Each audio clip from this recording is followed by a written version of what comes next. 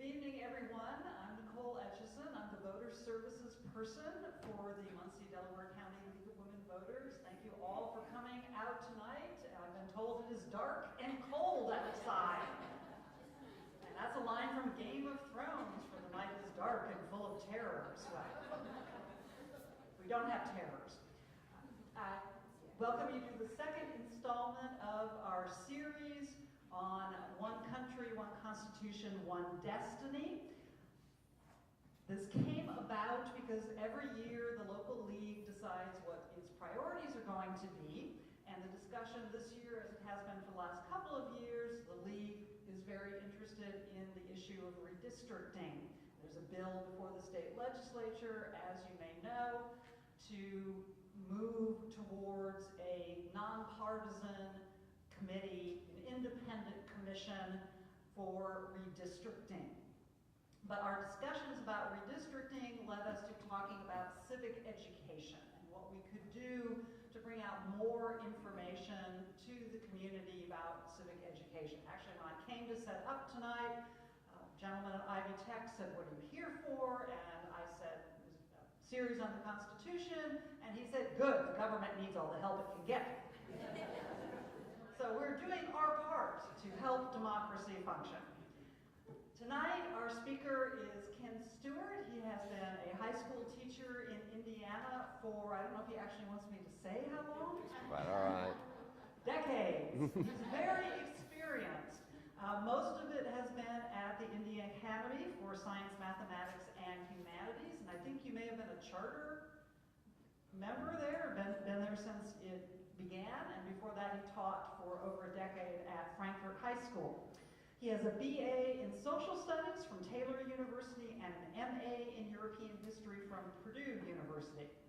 He has participated in many educational and academic programs, and the ones that seem relevant to our interest in the Constitution and civic education are the Presidential Classroom in Washington, D.C., the Robert A. Taft Institute at Indiana State University, the Global Studies Institute in Taos, New Mexico, which we all wish we were at tonight, the Religious Freedom Institute at George Mason University, and the National Endowment for the Humanities Program on the Constitution at Holy Cross University. He's been a Fulbright Scholar in Israel and has had a number of educational grants for working with social studies teachers at the elementary, middle school, and high school level. He also wrote a chapter on social studies in gifted education for the Handbook of Secondary Gifted Education, which came out in 2014. My son was one of Mr. Stewart's students at the Academy, so I've heard a good deal about it, some of which he's now going to find out about. I know that he is a rigorous instructor. You can actually get 0.1 on a quiz. Not 1 point, but 0.1 points. My son managed that.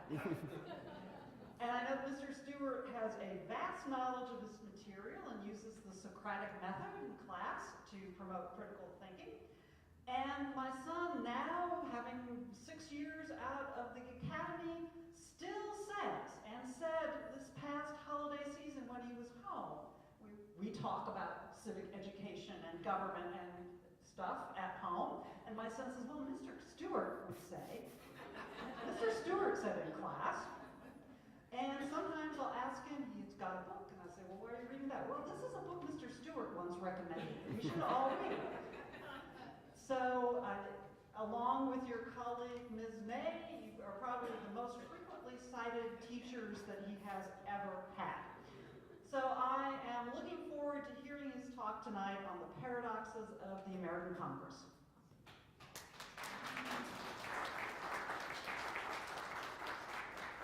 Thank you, Nicole. I couldn't have written that better. And if I was a congressman, I'd have to say I want to make one statement, one clarification, and 2 denials. So I'll make sure that if I deny things what Barbara said, I'm going to do that. I have been teaching senior government classes since 1976. I taught at Franklin Senior High School for 13 years, taught at Homestead High School in Fort Wayne for 1 year, and now 28 years at the Indiana Academy. My father was a town councilman in the city of town of Lowell in northwest Indiana, so I had firsthand experience about the legislative process. plus a number of people in Lake County to whom I got attached to because of the parents and so forth. And so I became very fascinated with the political process quite early in my life. And looking at the United States Congress, we look at it from the standpoint that maybe it's the most central position, the most central authority in terms of this country, in terms of policymaking and so forth. Our founding fathers established that particular body as being the one that will make the legislation, the executive branch would then enforce the laws, and the court would make some well-aligned some decisions about the legality of those laws and so forth. But the core central premise I want to talk about this evening, and try to give you some insights, are just some ideas I've had about the paradoxes of Congress. As you know, we have a budget battle, and tomorrow at 12 o'clock, we'll either have one or we won't. Or if we have an extended budget, we may or we may not. And part of the questions we raise in terms of government and looking at it for seniors in high school to consider is what is the role of Congress in the budget, first of all? What rules do they have to follow to try to get legislation passed? What are the various dynamics of individuals and personalities that exist in various committees that bring about budgets? And what happens with electoral politics in which people then make votes and decisions on some things that may be seemingly responsive to their constituents, but collectively may be very irresponsible in a number of different ways. So I want to go through some series of paradoxes and then let you ask me some questions about other aspects of Congress itself in some way, shape, or form. Once again, this is not one of those things that I've written anything about in terms of a book or anything. It's just things I've gathered over the course of the years of teaching about Congress and so forth. As I said, it's the central core institution to make policy. And one of the things that it's interesting is that Congress, of the three branches, is the one branch that gets little favor. If it's the one making the most serious decisions, why do people give it only about 10% favorable rating? What is it that's happening inside Congress, or what's happening in terms of how people make decisions in committees? What are the arcane various rules that exist within Congress that are set up both in the House and Senate by the Constitution? The Constitution allows them to create their own rules, so we have a House and a Senate that operate in different kinds of fashions. And so when you have a budget bill or any kind of bill that comes through, there are a number of different factors that come into play in terms of trying to present those particular pieces of legislation. So one of the things I want to look at in terms of this low rating is what is it about the electoral politics when a person gets elected to Congress that they intend to go to Congress and want to cooperate with their peers. They want to cooperate with people across the country who may have similar interests in their states and their districts and so forth. And yet when they get there and preach this bipartisanship and so forth, why is it we turn into bickering? Why is it that we have then all these particular sound bites that come to us on the news, or it comes to people on blogs, or it comes to people in Twitter form, whatever way it may be? We have to think in terms of what is it that produces that idea that you go to Congress saying, I'm all for trying to come up with a common set of rules and legislation that will impact this country in a variety of different ways, and yet when you get down to nuts and bolts, you get stymied in a lot of different ways. If you're going to find yourself in terms of, if I'm living in a district in Nevada, do I really have the same interest of a person who's living in a district in South Carolina? Do we have common threads, commonalities? Can I meet with these individuals? Can I talk with these people? Can we come to a consensus on certain bills of agriculture issues, of trade issues, of labor issues, of race issues, whatever it may be? Or do we have a sense that you have an idea, I'm a Nevadan and I'm a South Carolinian, and never the twain shall we meet? Because I may be a Democrat or I may be a Republican. How do those play into the framework of one's decision making? It was interesting, last summer I was watching on the CBS News and a story of two representatives who didn't know each other, but they lived in Deep South, in Texas area and so forth, and decided that they wanted to get to know each other. So they took a trip. They drove back to Washington, D.C. rather than fly. And they then would talk to each other about their differences as a Democrat and as a Republican, and what their issues were, and how they tried to provide some commonality through which they could go through and cut some of this angst and this anger and this tension and these areas in which you have individuals who may say, I'm going to vote for you, but then turn around and don't, because they have to be responsive to the people in their home districts. And then they made a follow-up story on that last December, and because the CBS people wanted to make sure, well, did they really make some success? And they seem to have. And if they can take that example and change the process and say, why is it that we have this tension between different parties and groups? But we go back to the Founding Fathers. They created a system which understood the human nature and said that we're going to have factions. People are going to have different opinions about different issues at different times in their life. And how do we find some way to coordinate those passions to producing good legislation? Now, if we have a thing in terms of individuals both in the Senate and the House, how do they talk to each other? If you have two branches of government on the congressional level, and they get a bill out of the House, go over to the Senate, do they have conversations with their fellow compatriots and say, look, I'm from your state, your state senator from Indiana, I'm a House district member from the state of Indiana, don't we have some commonality, don't we have common threads? But it doesn't seem to be happening. And the question we have to ask ourselves is why? If they do have caucuses, if they do have those particular kinds of meetings, why don't we hear about it? Why don't we have that, let it be known to the public to say, here's how we're trying to find answers to the burning questions we have as citizens of this country. And that becomes then one of those components that we have to consider. How do a senator view the state of Indiana versus a member who's of a House district that's only maybe a slice on the west side of the state, from say Lake County down into the Covington, Petersburg, Fountain County area, and covers all different kinds of people in all kinds of cities and towns and so forth. Is there something that can be common found in that framework in which those individuals could say, for the best interest of the citizens of Indiana or Missouri or New York or Alaska, whatever it may be, to come to some kind of agreement, at least some kind of commonality and so forth.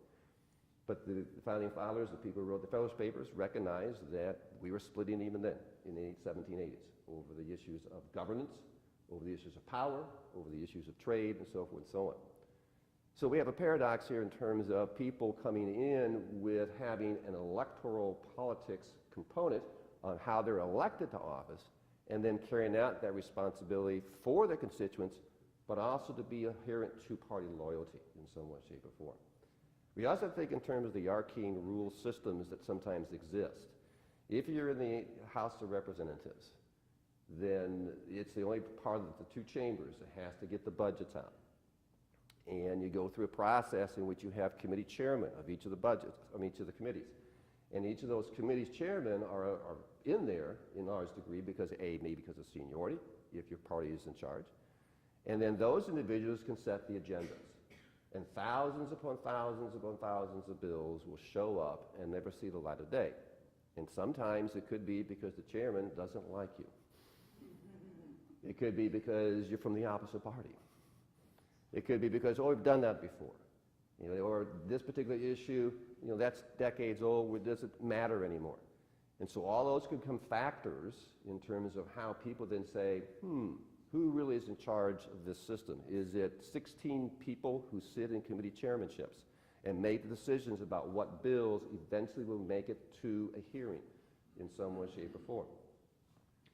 Once those bills get out of committee and or subcommittees and have all the hearings, which we read about in the paper, we see sometimes on the news, we see sometimes with the testimony being made by individuals, and perhaps some of you have testified in front of a state senate or a House Senate or a United States Senate or House and so forth, about issues that are very germane to you. And so you have those individuals who are going to make their decisions based upon what the testimony is, what their own personal position is, but also what they have to then remind themselves, what do my constituents want? So when these individuals then go back to their home districts, go back to the states of senators, they then have their meetings, their town hall meetings and so forth, and they gather information. And now we're thinking in terms of, how long is this process going to take? Is it going to take 3 weeks to get things done? 6 months to get things done? Or if we haven't had a budget for 4 or 5 years, when do we finally, as the American public, say, something's amiss? Something is not quite right here is what's going on in terms of this process. It comes out of subcommittees, goes to more committee hearings, And once again, you're lining up people in various parts of the Democratic Party, Republican Party, and anyone who classifies themselves as an independent, to say, how do we get votes when you get to the floor? How can we guarantee that? And that's where you have then individuals in the party leadership making sure there are people who are going to count heads. When you walk in the doors of the House, you walk in the doors of the Senate on the floor to have your debates and so forth on a large scale, there are the majority, minority whips who are tagging, are you still going to vote? You're still going to vote. You're still going to vote. You think in terms of horse trading. You think in terms of all things, if you give me this, I'll give you this. Now, we're supposed to have gotten rid of earmarks. You know, about 4 or 5 years ago, we said, let's get rid of that kind of stuff. I used to tell my students in the 1970s and 1980s, imagine in a piece of legislation of an important bill that needs to get out, but it needs support from just about everybody in the Senate and the House. They want something. So you start putting things on top of this bill. It says, well, think of Christmas time, you start putting ornaments on the tree. Ornament here, ornament there, ornament there. What lights up, what doesn't light up? Those become elements in which part of the rules allowed you to do that. And then 4 or 5 years ago, I said, no, don't want to do that. Don't want that to happen. But you have those rules set up in a manner which potentially could threaten the very existence of a bill which everybody wants, but then have 100 other kinds of elements attached to it that maybe a lot of people did not want in some way, shape, or form. It's also interesting, if you remember, just was it 2 months ago or so forth, when they're trying to finish up the tax budgets and the tax cut bill and so forth, is that when the Senate received the House bill, they went through their particular process of saying, hey, do we want any changes here? If so, how do we get that? Do we make any changes? Before they could actually take a vote, they had to send the bill to the Senate parliamentarian. He was an unelected official. By their rules, that was what they had to do. The parliamentarian said there are certain things that can't be done yet, so that's why they sent it back to the House overnight to fix it and put it back to the Senate for a final vote that actually gets the bill passed. That's one of those rules, one of those elements which kind of we question as a body of American citizens. Why do you have that? Why do you give an authority, and it's called the Byrd Rule, why do you give this authority to an unelected bureaucrat who's a parliamentarian who may not necessarily know the ins and outs of the bill itself, but only knows parliamentary procedure? But you go back once again to Congress of 1789, when we first started this country, they're operating on a Robert Rules of Order, come from the British. And that's how we're going to try to operate the system. You want to go through a process in which you know, can you cross your T's? Can you dot your I's? Can you make your S's clear? Anything else that's out there? I've been a student parliament and student council or student council advisor for a number of years. And one of the things I help teach my students and help the individuals who are part of that is how to do these things when you want to write quote-unquote student parliament resolutions. What do you want to get? So for example, at the Indian Academy, senior class and senior members of our student parliament, oftentimes we want to get a gift. I said, okay, that's fine, but you have to write a resolution as to what the gift is, how much it's going to cost, where you're going to get it from, is it going to be useful for all students currently at the Indian Academy, or is it going to be there just for a temporary purpose? And if you're going to have some help from outside, what do you do? And you have to make sure that your fellow students on the floors in the residential halls of the Academy have a chance to vote on this legislation, so I'm giving them some practice in that element. And I do the same thing when I have my Living Constitution class I teach every semester, or every year, either the fall or spring semester. We go through the process of Congress. I have them write bills, their own bills, and then I have them send it to the congressmen and their senators. And we've gotten a few replies back. But for the most part, it's into a hole someplace. I have no idea where those particular bills were. But I also have them work as committee members, once again, using the rules. But oftentimes those rules stymie the majority, and it stymies the ability to win. So if you have 10,000 bills that are being proposed or being suggested, and maybe in the course of a 2-year session you get 150 to be passed, now maybe that's good. Maybe we don't want a government that says, yeah, they got 10,000 bills and get them all passed, and now we get massively regulated and who knows what. But we think in terms of maybe there is something good about the process, but at the same time it does give a sense that you stymie a number of different things. Another paradox that I've kind of examined is why do representatives and or senators who know they're going to win re-election They're an incumbent. They're not going to lose. They've rarely lost in the last century and a half, yet still make decisions on the basis that they may lose. So they make decisions in committee hearings. They make decisions in floor meetings. They make decisions about what I do with my fellow senators and so forth on the basis, how will this reflect on a campaign that I have to go back and sell to my constituents in some way, shape, or form. And for the House, it's a bit more problematic. It's gotten to the point now where political scientists seem to suggest that when we elect a new House and it comes into office and play on January 1st, you may have 6 to 7 months of really good practical discussion on bills and legislation. After that, bingo, I got to go make sure I get reelected in some way, shape, or form. So why is that system like that? Why do it set up? And I just read a book about John Quincy Adams and him being a president, diplomat, and so forth, but he finished up his career as a House of Representatives member from Massachusetts and actually dies on the floor, well, in the chambers, in the Speaker of the House chambers. But he's there for about 10 or 15 years fighting the causes against slavery. He's part of the Amistad case that took place. But the author, Fred Kaplan, was suggesting that John Adams, at the end, was essentially understanding he's going to be reelected because the people in Massachusetts district loved him, but he couldn't quite get his fellow peers to join him in his issues in some way, shape, or form. So there's a certain sense of frustration that may enter, even though you know you get reelected, you're still going to go back and you're going to have to do something to get yourself reelected. And if that becomes the process, then are we going to reach a stage where if you want any effective discussion, it may have to be happening in the first 4 or 5 months of a calendar year? I hope it doesn't get that way, but it could. Senators have a different role. They got at least 5 years before they have to start up again. But the paradox is they're starting to find re-election questions in the first year they're elected.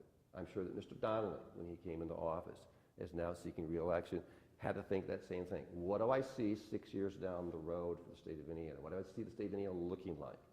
What do I see the framework of this country looking like? How do I then present to my constituents, state of Indiana, you should re-elect me, and not having one of the major candidates from the Republican Party beat him in some way, shape, or form? Those become significant in the framework of what we do and how we do things in terms of Congress. Another paradox that I paid attention to, and I kind of discovered this somewhat through my students a couple of years ago, is the framework of how one communicates to one's constituents. And yet, when we think in terms of how we communicate with them, we don't get a whole lot of response individually. If we write a letter to an individual in the Congress, do we get something back from them that's personal, that they may have paid attention to? Or is it something that is a machine that's typing out the letters and then has a signature that has been scribbled or whatever else it might look like? And eventually we get some kind of response maybe 4 or 5 months later. And so one of the questions we have to raise ourselves is, how responsive really is Congress to the American public? We hope and we like to believe that each of those individuals who work in the Senate and the House of Representatives does have at least a sense that the people who they represent mean something to them. But if you have a national scope, you have a national condition which is evolving, in which you may have to pay attention to places across this country that don't necessarily affect the state of Indiana or the state of Louisiana, how do we get us as Hoosiers to be able to understand that sometimes our senators and representatives will vote on bills that we will have any impact on? And yet, how do they communicate that to us? How do they get that information to us? And hopefully the newspaper, the journalist field can help us out on that. Hopefully then the social media can help us out on that, although be careful what parts of social media get filtered through. But at the same time, it's still an important quality for young people to figure out. And the seniors that I teach, and sometimes they're juniors, they're calling into question sometimes the efficacy of Congress. Why does that institution exist if it doesn't seem like anything is getting done? And they're looking at it from the standpoint of, all right, college scholarships, debts, but they're also looking in terms of, is Congress going to help out with when I become an adult? Will I be able to have a good infrastructure in this country? Will I have bridges and roads and railroad systems and airline systems, whatever else, private parts but also public oriented, that will allow me to travel across the country? Will there be laws that affect the way in which we treat each other? Are there going to be issues that in terms of their racism, in terms of homophobia, in terms of all kinds of things that these students are very, very active in? And they want to get some responses and answers, but don't think the Congress is responding in the way they thought. So we have to go back and ask, okay, think in terms of if you were in the 1850s, what kind of communication would you have had if you were a senator in the United States Senate or the representative in the United States House of Representatives? And if you don't have telegraphs yet, you're doing it by mail. And the roads in our country in that time really weren't as good as they probably could have been. But getting communication to and from at that point in time may not have been as good as it is today. So why is it we have this technology but can't get that information to and flow individuals and so forth and so on? We also think in terms of it's not only when we ask them questions, but what they ask of us. How often do you get home or on your computers and you get surveys? And do they come to you every day? And how many times do you punch and click and hit the buttons and say, I've responded and so forth and so on? Are they trying to communicate back to us? And that sometimes is a paradox too. We may want to communicate with them, but do they really want to find out about us in some way, shape, or form? I know every January I'm going to get at least 3 or 4 flyers with incoming House Representatives, people, and state senators, and so forth and so on. Here's the bills and so forth, and the issues. And then by March, okay, they kind of taper off. And in the summertime, absolutely nothing. So there becomes a dilemma in terms of how we then as citizens have to figure out what do we do to encourage the individuals who are our representatives and senators that they should be meeting with us. They should be communicating with us on a much more, I would say personal basis, but a much more effective basis, because our students want to know these pieces of information in some way, shape, or form. So as a central institution, Congress is at the core of making laws that we then adhere to in some way, shape, or form. You also think in terms of party politics. About 17, 18 years ago, a gentleman named James Jeffords, who was a senator from Vermont, decided he was going to switch parties. And in doing so, literally flipped the entire process in the Senate, because now the Democrats were in control and the Republicans were out of control. So one individual can make a difference in a body on how then policy is going to be made. And this was the time when George W. Bush is going to become the President of the United States. So he had anticipated the possibility, the fact that he would be coming in with a Republican Senate and be able to then get those things done in the Republican Senate he wanted to. Instead, he ends up with a Democratic Senate, and it changed the dynamic totally. So elections do matter, but the question for the American voter is, how much does it matter for us to go out and vote? If you're in the primaries, congressmen and senators who run for re-election or run for the first time for office are seeking to find ways to attract voters. But if we have such a limited amount of people voting in the primaries, what does that say to us about our system of electoral politics? Are we to be part of the blame, perhaps, for some of the things that are created in the House and the Senate because we're not actively engaged ourselves in the voting process, which is why this body works very vigorously and does so remarkably, and I applaud you for all the work that you do in that process. And I hope that the young kids I teach will follow in those footsteps in some way, shape, or form. But I've exhausted my voice for the moment, and I'm willing to at least take some questions and hear what you have to say and try to respond to some of your questions about Congress itself.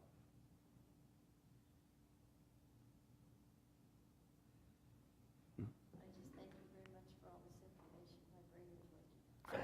Thank you. Well, I just came to a class where I think I put my students to sleep, because we were talking about William Penn and Quakers and Georgians of being colonized in the 1730s over, so. Yes? So, has there been, and when was the shift to kind of career politicians? I mean, I think part of the disconnect, at least that I feel, is that these folks have made it their careers to be in politics in kind of a separate world. And so even the language with which I would use to communicate with them, I feel like, I don't know that we even speak the same language or live in the same reality. There are historically probably maybe two eras we can look at that answer that question. Number one would be the founding fathers and the people who are establishing the country. There's a certain trust level. They say, all right, you've set up this Constitution. You seem to know the legalities of it and what's going on. How do we create the country? So you have a group of people who are coming in, say, at ages 35 or 40 or 45. That doesn't mean that at that time period they're going to be living to 70s and 80s. But at the same time, they're going to have to find a way to at least generate the country's policies to get this place started so that we don't collapse on our own thing.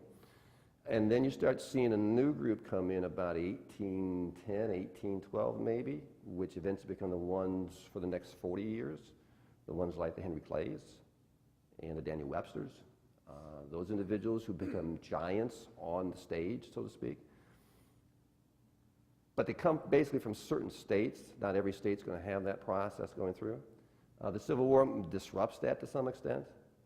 And then what you have from 1870s until the early 1900s is kind of a turnover, because the question becomes, who will the corporate world want to have in power? Because you have a congressional government for the most part. Historians suggesting there aren't very strong executives from Grant to finally get to McKinley. Now, some can argue that maybe our President Benjamin Harrison may have been in there, but that's arguably not a good case. So you have congressional governments which now have connections to railroad moguls. You have them to mining owners, the people who are financiers and so forth. So those individuals will probably stay in power because they can end up there because the people are getting paid in that process. When the progressives arrive in the late 1890s and into the 1900s, for about 25-year time period span, that you have them begin to say, let's clean house, and not just at the national level, because it's mostly at the state and local levels. But the national level does see some shifts. And it no longer is one of those things that I can make a career of being a government official, because the government's not large. It doesn't have that many people operating in terms of the cabinet post and so forth. It's still just a bit player in terms of the financial conditions of this country, but it's making some progress. The big deal is going to happen when we get to the 1930s, and you start having then the New Deal legislation, and being to recognize that government does have a major role when we have a major economic crisis like this. The idea being, though, that once we got out of it, all that would begin to vanish, you go back to your normalcy and so forth.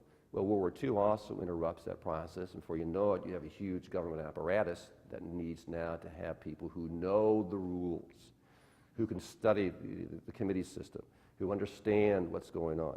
And I think probably after World War II, you begin to really see this now happening. So how long does Strom Thurmond be in power? From 1948 and then left at 101, I think it was. I mean, there's your ultimate career politician to some extent. But I think also there may be just groups of people who become disgruntled with the system at the national level and focus their attention that they can get relief, they can get power, they can make a difference in people's lives at the local levels. And so and we have a federal system, which we're supposed to be the laboratories for this constitutional experiment. And maybe that's where then the evidence seems to show, do you have career politicians at your local, at your city council levels, at your county councils, and at your state levels and so forth. Although it's interesting now, we had 32 Republicans have decided not to run for re-election, either in the House and Senate. So maybe, at least in that part of the career, is beginning to shift. But I can remember Dick Durbin back in the 1970s, as he's learning in the law in Illinois and so forth. So I watched his career, because I grew up in Lowell, which was the Chicago media and so forth. Well, how long has Chuck Schumer been in there? I mean, so you do have individuals who are on there a long time, and whether or not that's something we need to change. I know term limits has been a question, and that was part of the debates you had in 1787, the convention. Do you really want to create people where you have small groups of people that ultimately make decisions like a monarchy? And we're supposed to be a democracy, which allows to diffuse and disperse the power structure. Sorry for a long-winded answer. So what do you think about term limits? Term limits? Who will kind of avoid that entrenchment over so long a period of time? There are two angles I look at. Angle number one is that if I decide to run for the Senate and I win, I have to learn the system. And can I learn it in 3 years, 4 years, 5 years? What committee would I be assigned to? What would be my expertise? If I get that expertise and then I lose in 6 years, does then the other state senator or the other United States senator have to figure out how to work with me to figure out the rules? Does my party help me with the rules and so forth? So the question becomes, how long do you really need to get yourself ensconced in the ways of the rules of the party and the rules of the system itself? If you're a House Representative member, you got 2 years to learn that process. And sometimes, once again, you've got to run for re-election, you may only have 6 or 7 months, and bingo, you're back on the campaign trail. So having maybe term limits that allows you maybe 18 years as a senator, they gave you 3 different terms which to work with. Maybe you had 6 terms as a House, which gives you 12 years in the House. Is that sufficient enough for you to make an impact and an imprint on legislation you think is important for your constituents? But it also comes back to the process, do we, the voters, get comfortable with that individual and say, we want that person to remain there because, use the terminology, they bring home the bacon. And that may be where we have to find somewhere a balance in there. I know there have been numerous attempts to try to look at that, but once again, if you think in terms of rational principle politics, we all make decisions that will achieve certain purposes, personal purposes, social purposes, political purposes, and so forth. How do we go about doing that? And if we're going to become a representative or a senator, do we want to make it so that I'm serving the country? I campaign on the idea, I'm for you. I'm not going to get anything from this. I'm not going to benefit. Everything's going to be for you, the citizens, because you're my main important ingredient for me to keep my success. But I will make personal decisions along the way on various pieces of legislation that may impact you in a negative way. Then you ask yourself the question, do I really want this person back in office?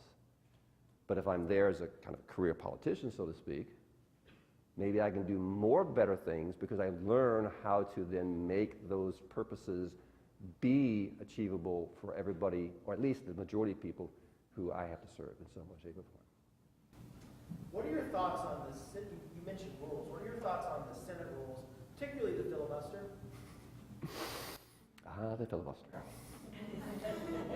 We begin, when I do a Living Constitution class in Congress, to say, the Senate set up the rule where you have unlimited speech. Never use the word filibuster. And students scratch their head and say, well, isn't that a filibuster? I said, well, if you have limited speech and you speak for 4 hours and get off the floor, is that a filibuster? Where you have 2 days, maybe it's a filibuster, maybe you just want to get something off your chest.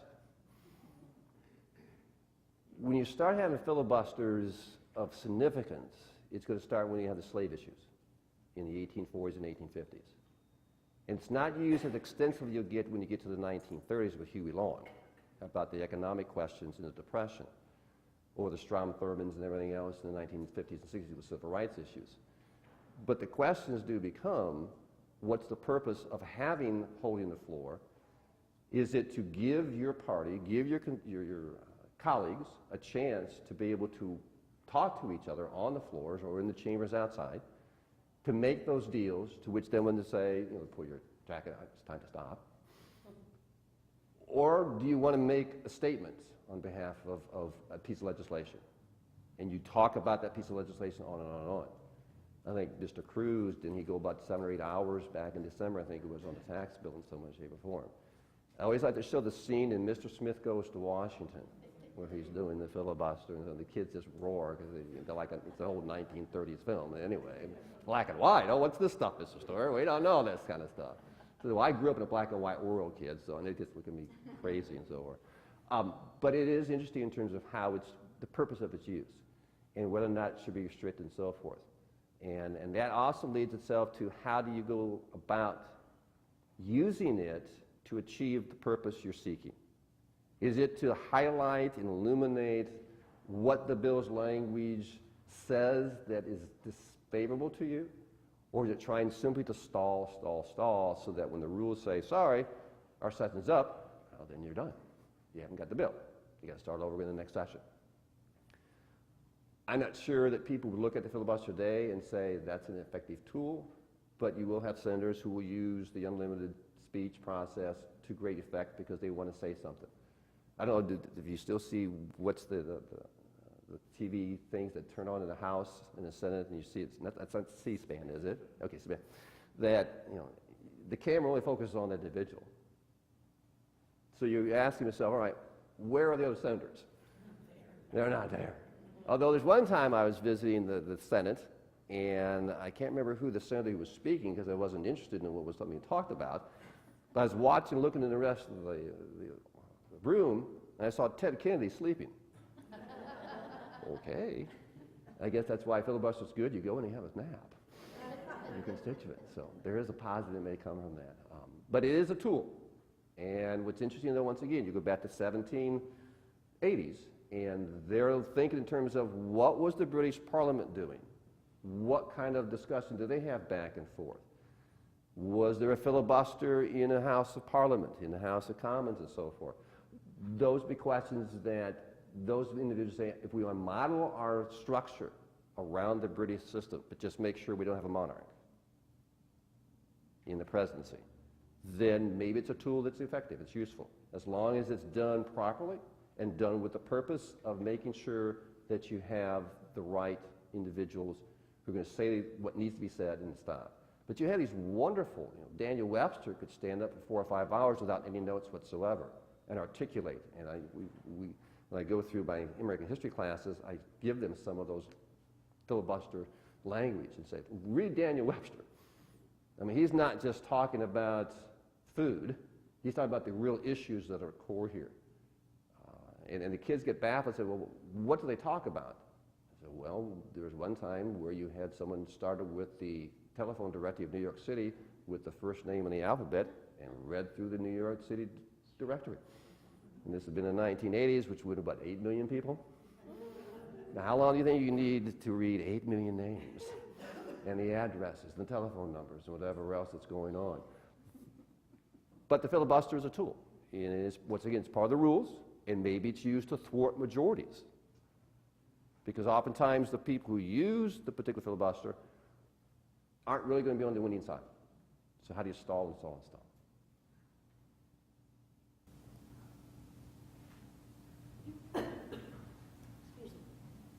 You mentioned something about communication, and your students were curious why we don't communicate with Congress in a more modern method. And I assume they're talking about the internet and its speed. But with the Congress controls post office, it's a national institution. We have private companies controlling the internet. Do you see that as the main impediment to using more modern methods or something else? It could be, but if you and I could have the franking privilege, that'd be great. You know, we wouldn't have to worry about going to the local post office and buying our stamps. It's already taken care of. That could be an impediment. I've seen fewer and fewer physical forms of mail come to my home from the United States Congress. The most I'm going to get are going to be from the state senators and state reps and local and so forth. But you're going to have people who are now savvy on the computer system, internet system, and the kids, that's how they communicate with each other. I mean, you're sitting next to each other, they're not going to talk to each other verbally. They're going to, oh yeah, and that baffles me, but that's a form of communication to which they have attached themselves to. And so you have that group, which are now aides to senators. The senators and representatives have become very savvy themselves in recognizing, particularly those who are in their 30s and their 40s, are saying this is what we grew up with. We need this to be in place for our constituents in the Seattle area, in the Austin, Texas area, in Philadelphia, and not only Philadelphia, Pennsylvania, but Philadelphia, Mississippi. All those places in which people are going to be attached to that, and that's so they're going to find out how do you respond to kids in short quips. And I don't know if those who are now in their 60s and 70s and 80s would be as quick to that. So that could be an interesting. Some are. And I don't know, maybe that's how Richard Lugar lost a couple of years ago, because he wasn't up to date with that in some way, shape, or form. The president uses Twitter. Yes, he does. I'll leave it at that. I think Congress would like to say, how can we legislate him getting off Twitter and come speak to us in some way, shape, or form? Or he has their own problems with that anyway. Any other questions? Yes?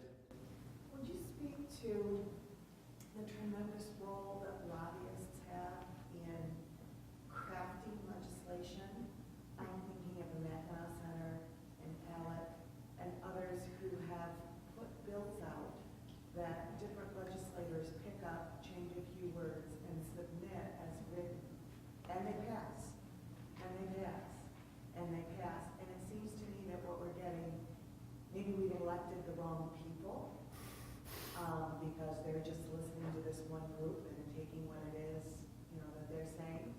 But it also seems to me that what those groups are doing is, there's the letter of the law and the intent of the law.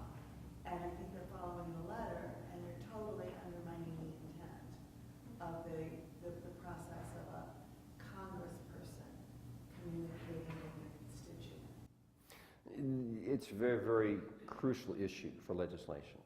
There's no question about that. Congressmen, congresswomen, when they walk in, how do I write a bill in the first place? What do you need? And I always go back to that scene, Mr. Smith goes to Washington, where Mr. Smith is in his office with Saunders, the secretary, and he says, I know what this is about. He says, here's what you need. You got to know what's going on, what the price is, what is you're intending to do, and you got to make sure senators are going to understand this. And if you're writing your own bill, then you've got to figure out, legislatively speaking, what language I use, what form do I put it in, and if you want to have the specialists do that for you, that's an easier task. You kind of shift it off to those individuals. But the dilemma is, as you say, it's done from people outside who have a special interest on a given topic and a given issue to which they can influence not just that single senator, but groups of senators and group of representatives, and say, here's the issue we're looking at, whether it's trade issue, labor issues, medical issues, whatever it might be. When it began, probably post-World War II, you begin to see that more fully. The dilemma, I think, also for us as a country is that you have representative senators who either retire or they lose, and they become lobbyists. So they know the system. And in that way, as you say, is it going to help out all of us as American citizens? Or once again, is it one of those things in which they're going to be able to achieve what it is they couldn't achieve when they actually was in the House or in the Senate in some way, shape, or form? Now, we have says laws that say this is what you have to do, and the courts have had to weigh in and say, look, this legislation that you've had is not good for the country at large, but we haven't quite resolved the process of what really can a lobbyist do legally. Now, I can still remember this in 1971 when I was a junior going to become a senior in high school, and I had been elected to go to Boise State, Hoosier Boise State, to learn about the state government and so on. And the first thing that one of the counselors, when we had our first meetings and so on, discussing is that everyone's a lobbyist. I looked at it, I'm a 17-year-old kid and I'm a lobbyist? Then they began to tell us, you lobby your parents for the car keys. You're lobbying your parents for Christmas presents. You're lobbying your friends for, oh, I want this in return for that. It says every time we do something, we're in some way, we are lobbying for something we want to get, knowing that somewhere along the line we may have to give something up to get that. Where is the compromise and so forth? So if it's already ingrained in us, then how do we make sure, as you're suggesting, it doesn't become tainted? Because you then have special groups of lobbyists who are able to use that more skillfully and get what it is they are requiring, as opposed to get the rest of the country. I guess the big, huge moguls back in the 1880s and 1890s, the big, huge money changers, and you see the big, huge Thomas Nast picture, this big, huge men standing in the back of the United States Senate, bellies out like this, and whiskers on and so forth, and money bags, because they literally bought the senators and the representatives. Do we say to any representative or senator, you can't go into a lobbyist for 5 years? Maybe. Maybe that will discourage people to immediately go from being a representative or senator out into the lobby field because they have the expertise. I mean, if you've been on a committee for 18 to 24 years, know the ins and outs, know who the players are and so forth, then you know what buttons to hit, what buttons to touch, what to do. But it's very, very difficult to figure out how to make that change. Because if you do, you're probably going to say to a group of senators and representatives, your whole life's going to turn topsy-turvy. You may have to go back and write your own bills, which may be a good experience. Now, who reads a 1,000-page bill, though? I mean, that becomes a serious question. Does a senator take that home? I'd like to believe he or she does. Do they read it in their office space? I hope so. Or do they have, once again, specialists, which they get in each of these areas, that then become the go-between in terms of the lobbyist, in terms of the language, and in terms of finally telling the senator representative, I think you could vote this way. I know I haven't done justice to your question, but I've tried.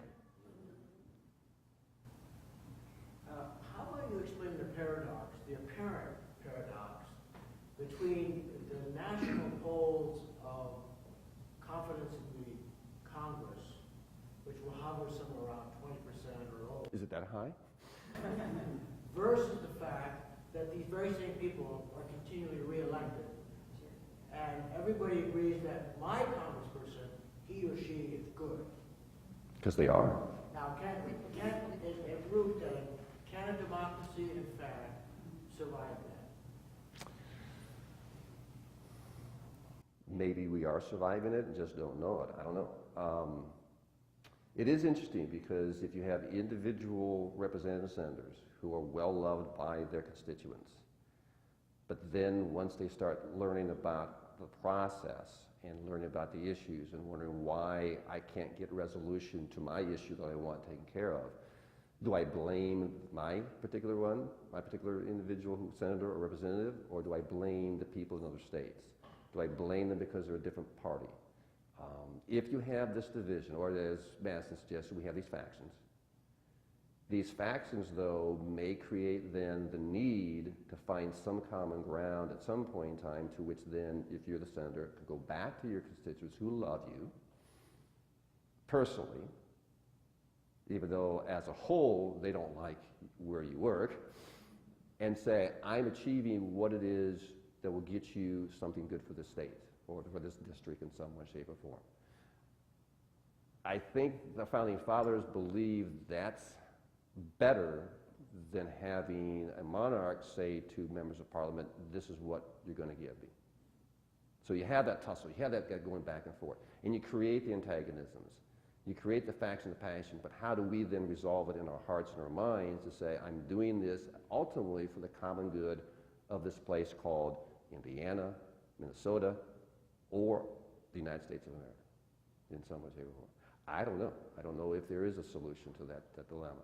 I don't know what Congress needs to do to be able to say to the American public at large, look, if we are the central core institutional body that makes policy in this country, how do we get you to love us? How do you get us to be honorable in our profession and be able to produce what it is this country needs? Whether it's education, whether it's in medical care, whether it's in infrastructure development, whether it's in trade, whether it's in security issues, whatever it may be, how do we get those particular individuals as a collective body to be able to say, that's where we should be paying attention to, not the individual who sits in the White House. And I think the Founding Fathers had hoped that you would have the Congress continually always being at the forefront of policy making in this country.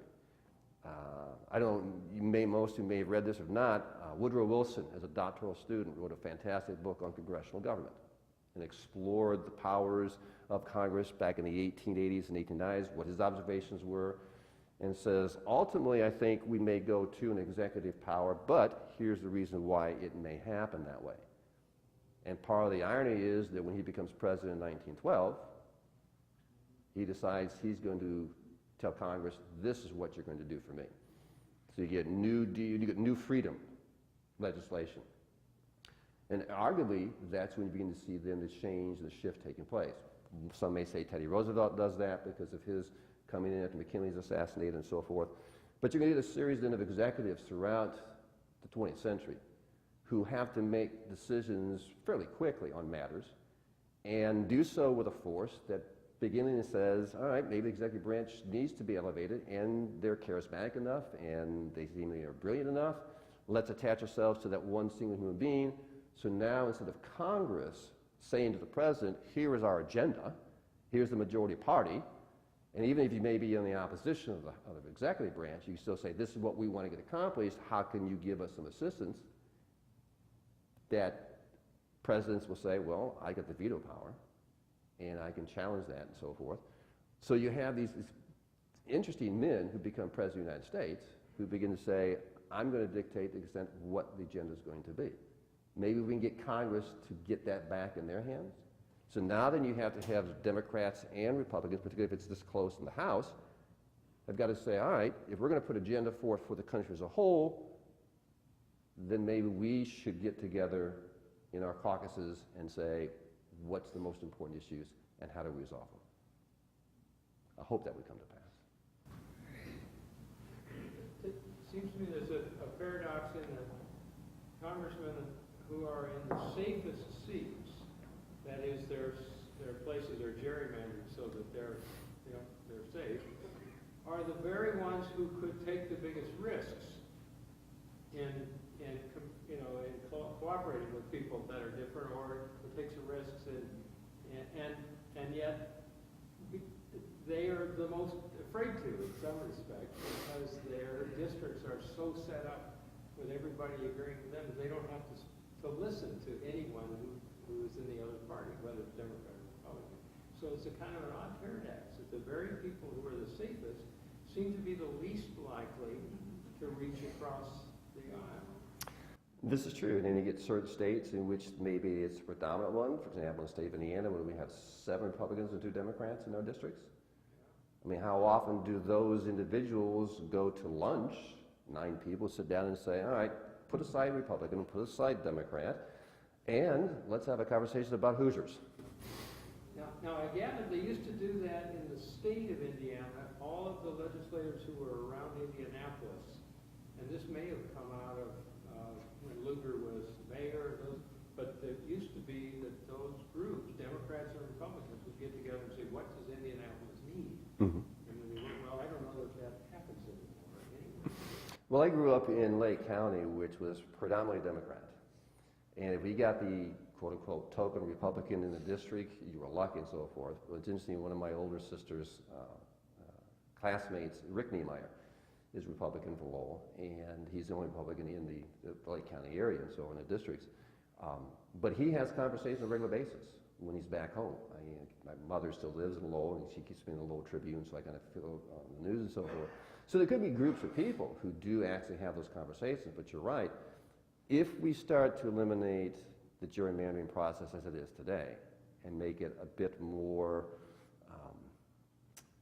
colorful, so to speak, in which you have then more groups that you have to take risks, and you have to go cross the lines to say, I got to track Democrats on a particular line, whether it's conservative or liberal and so forth, that maybe that would change the dynamic of how you approach then legislation. But I guess the courts may have to weigh in and make that decision for us, although a couple of courts, one has said one way and someone said the other. What if I'm in a safe district? I realize I don't have to do much at all. And I'll just let the judiciary sort out all the issues. That's a viable option. But do you want the courts to always tell you? But yeah. That could be in my mind. Yes, it could. The Supreme Court make all the decisions. Mm-hmm. Or state courts or local courts, whatever it might be. But we have a checks and balance system, supposedly. So, and maybe the courts will check this particular process of gerrymandering and say, let's change it back. I'm not talking about any. Yeah, any issue, yeah. Mm-hmm. Mm-hmm. Yeah, and then got attention to something about, it seems to be in the political culture. You have an adversarial culture in politics. And I don't know if it's because a lot of the lawmakers get out of law school where you learn to argue, and you're in an adversarial position because that's the way the legal system is set up, and it just sort of transfers into politics. But you talked about the 2 senators in Texas who drove back together. See,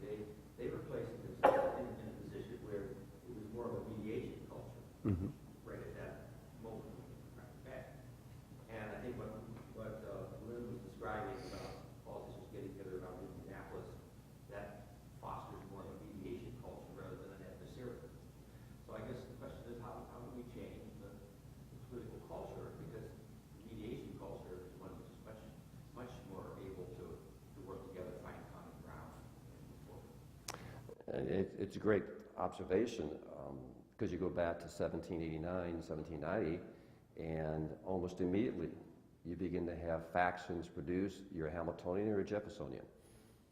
And once again, in terms of the historiography of this country and historical principle, then you have the element that decisions made in the past still affect us today. And so you have those divisions, which I guess if they had looked at the Roman situation and the Greek situations and whoever else they modeled themselves after in the Middle Ages and so forth, they were seeing that people have differences in viewpoints and so forth. Where do you begin? Maybe it's an education process. Maybe it's working with the young kids today in high schools and colleges and saying, if you really are serious, if you think you can make those changes, then you have to think that politics could be an avocation as opposed to an occupation. If you go in and say, I want to make changes, but I'm going to leave after X amount of time, then maybe we can have a shift in terms of, all right, we're in here as a common good, as opposed to, I'm a Democrat, I'm a Republican, I believe this issue, I believe that issue, and so forth and so on. It's an interesting question in terms of Americans experimenting with this thing called democracy, or republic, whichever term you want to use. And you know, if the Congress is a model for the rest of the world, what do you suppose the rest of the world is thinking about? Oh, let's watch the news today and see what Congress did not do or has tried to do in some way, shape, or form. I sense that your discussion of earmarks was rather even-handed. You tried to say, you know, what was good about them and what was bad about them, and surely there was a lot of pork that came through because of that.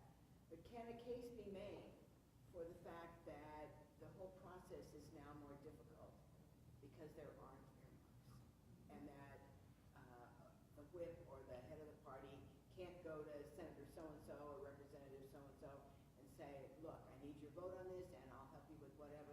Phil Sharp used to talk about that being really the heart of a lot of what was going on, and I'm wondering if perhaps that earmark thing for which we can, you know, it's an Indiana legislator that really helped bring that about, whether that was really a good thing to get rid of earmarks. I guess I was using my educating voice about being balanced in some way, shape, or form. We're not supposed to. Yeah, I'm not. Yeah, that's true. You're not.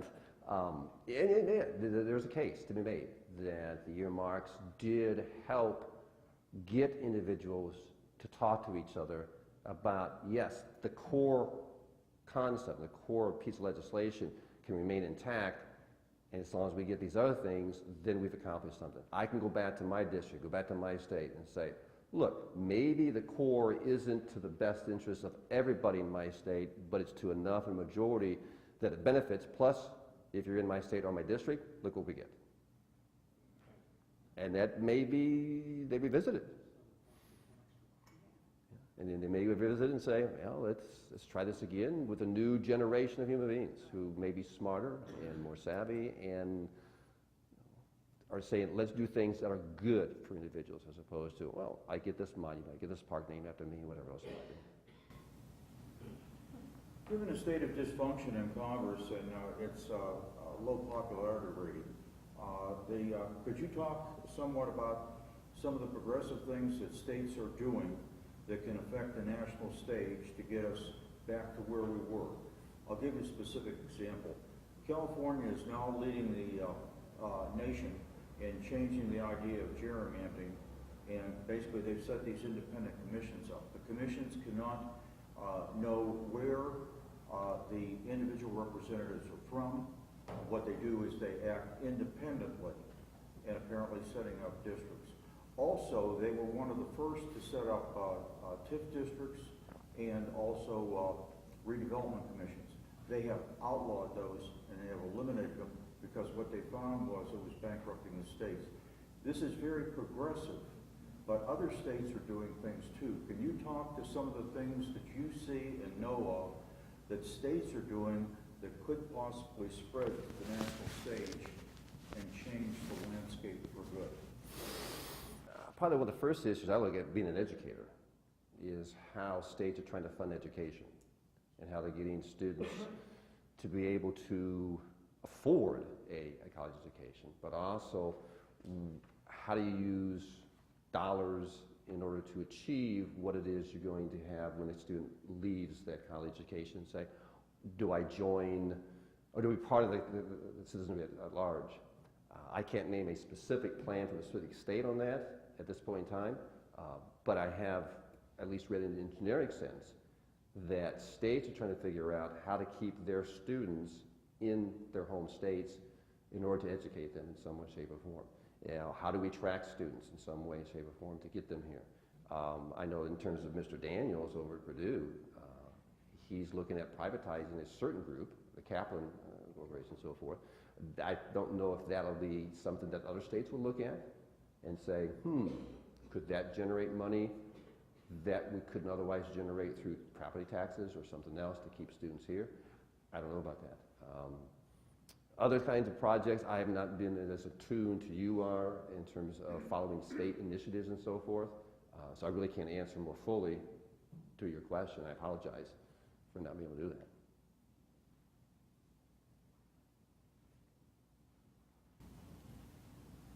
A lot of the discussion, mediation, they don't talk to each other, that we need to compromise, but from the perspective of 19th century history, compromise has a bad reputation.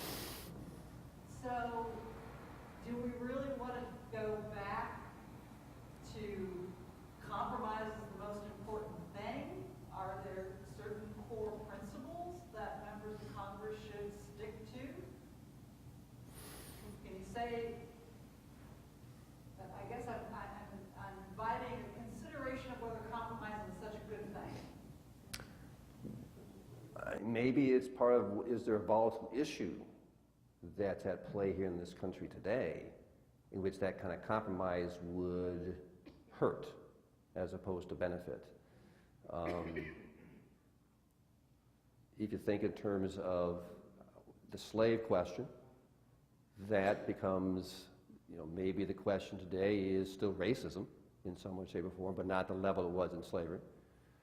I don't know if it would be labor issues. I don't know if it would be issues of medical care, Medicare, and so forth.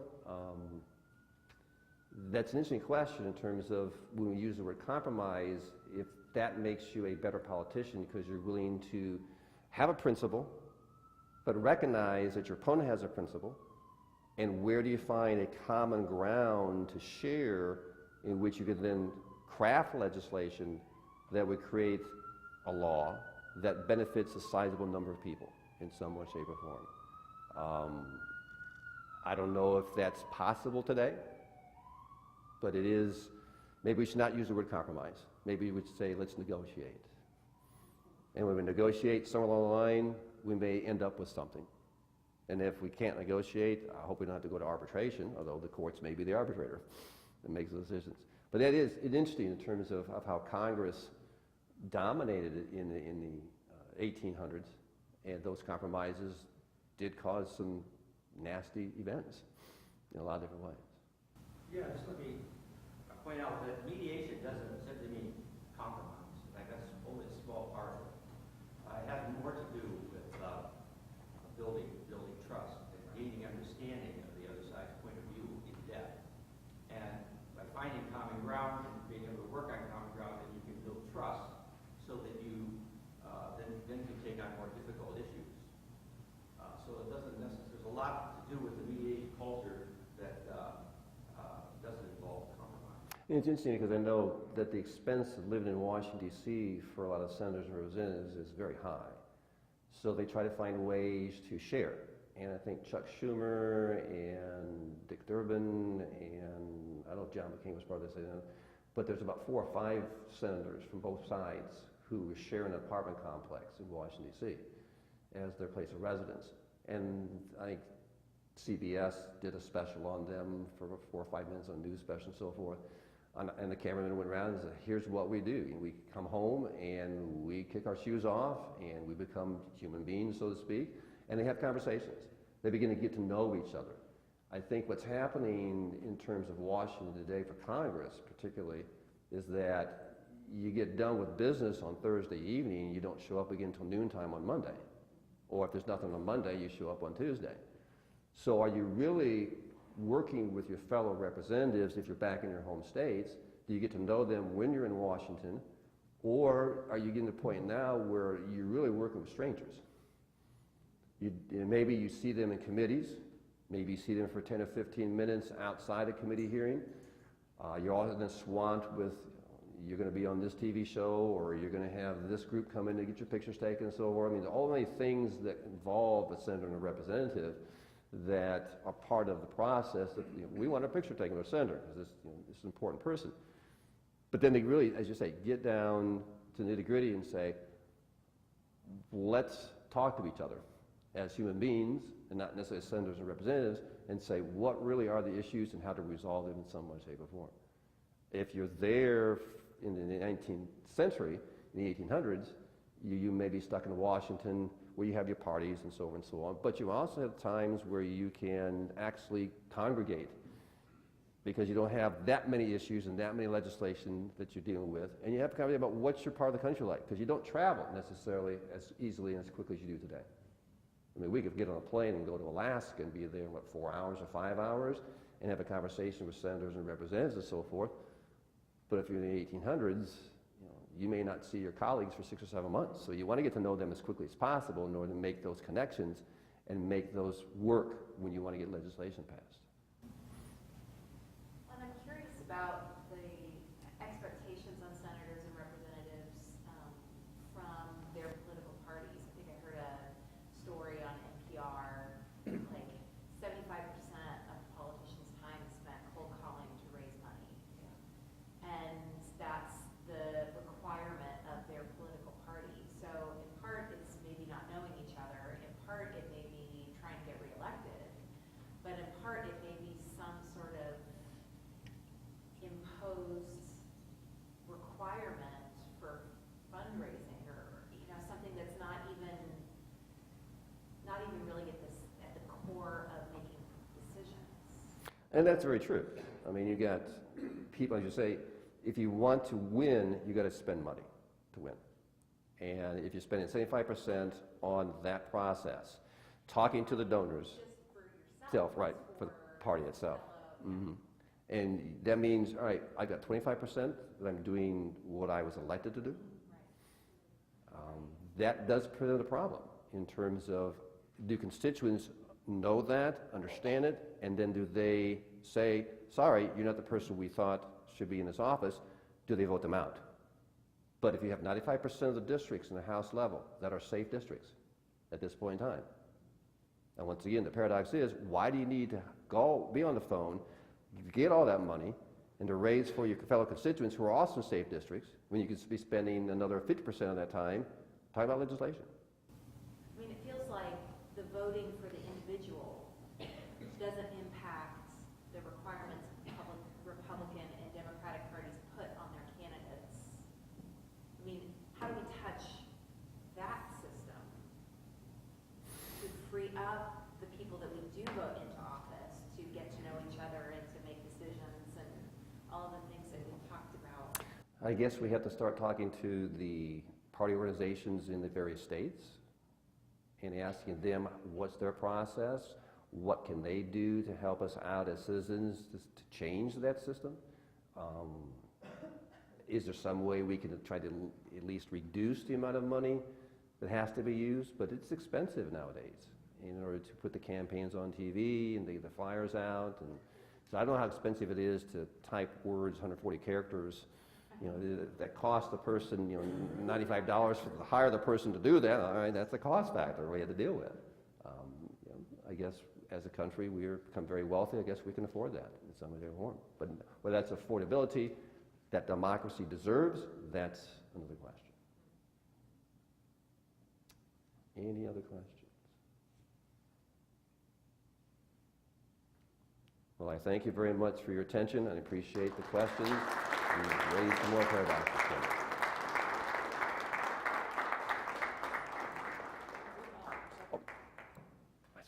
Thank you very much, and as a token of our appreciation Oh, thank you. Thank you. to our speakers, and I also want to thank Julie for bringing the treats, which there are still some left over. here next Thursday night, same time, same place. Chad Kinsella, who's Associate Professor of Political Science, will be speaking on the presidency and the Electoral College. Thank you very much.